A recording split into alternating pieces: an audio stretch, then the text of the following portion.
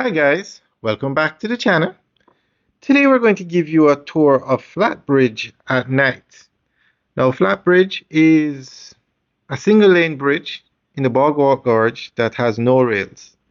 It's dangerous enough in the day, but can you imagine at night? Look at this. There are no rails on this bridge. This is the oldest bridge in Jamaica and the Caribbean. It was built when cars were not even invented yet, hundreds of years ago. This is this is a remarkable bridge. Unfortunately, we've had instances where cars run off the bridge because, as you can see, there are no rails. And the reason for no rails is because when the water rises, this is the Rio Cobra River we're going over.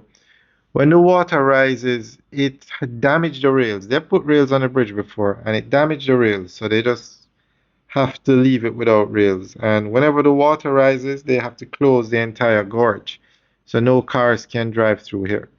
That's the Rio Cobra on the left and the gorge on the right.